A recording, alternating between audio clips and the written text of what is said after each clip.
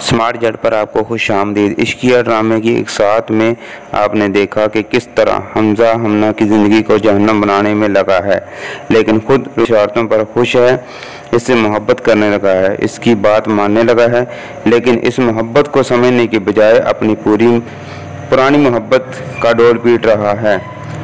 इससे रोने के अलावा और कोई काम नहीं आता। हर वक्त इसकी शक्ल पर 12 बजे रहते हैं।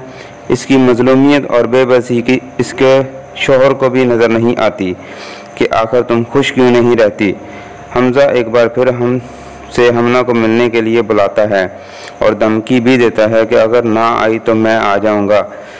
हमना इसी डर से बहाना बनाकर कि मैं अम्मी की तरफ जा रही हूँ, हमजा से मिलने के लिए रेस्टोरेंट पहुँच जाती है। हमजा इधर उधर की बातें करके वक़्त ज़ाया कर रहा है, लेकिन हमना को जाने नहीं दे रहा। इसी में हमना गुस्से से उठकर खड़ी हो जाती है कि जो बकवास करनी है जल्दी करो, इसे बिठाए क्यों रखा है। अब अजीम जो ऑफिस से वापसी पर सोचता है कि हमना को इसकी अम्मी के घर से पिक करता हूँ।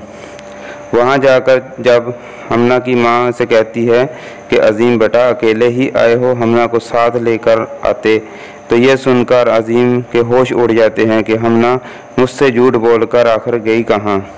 दूसरी तरफ रूमी जो हमजा का इंतज़ार कर रही है, वो बेसब्री से कि ऑफिस से आएगा तो कितना अच्छा लगेगा कि मैं तैयार होकर इसका इंतज़ार करूँगी।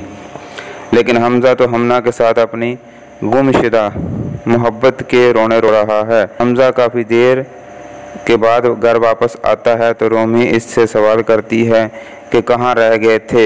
हमजा बहाना बनाता है कि मीटिंग में मसरूफ़ था। रोमी चिल्लाती है कि ऐसी कौन सी मीटिंग थी आपकी जो ख़त्म होने का नाम नहीं ले रही थी।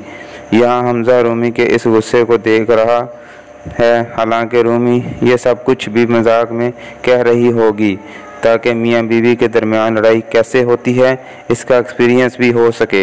लेकिन रोमी की इतनी ऊंची आवाज़ कमरे से बाहर बैठी इसकी नंद सुनकर अपनी अम्मी से कहती है कि अम्मी मुझे तो लगता है कि अलिशबा इन दोनों के दरमियान फूट डलवाने की कोशिश की जा रही है। उधर हमना जो काफ़ी देर के बाद घर वापस आती है तो अजीम इसका इंतज़ार कर रहा है।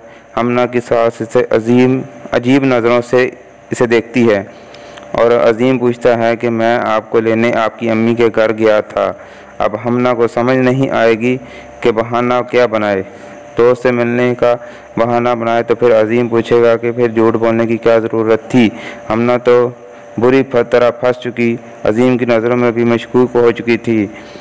अपनी दोस्त से अगले दिन जाकर बात करती है और हमजा की हरकतों के बारे में बताती है तो वो इसे कहती है कि यार तुम अपनी और अजीम भाई के रिश्ते को संभालो। हमना कहती है कि मैं कल एक लम्हे को दिल किया कि मैं इसे जान से मार दूँ, काश मैं इसकी मौत की दुआ कर लेती।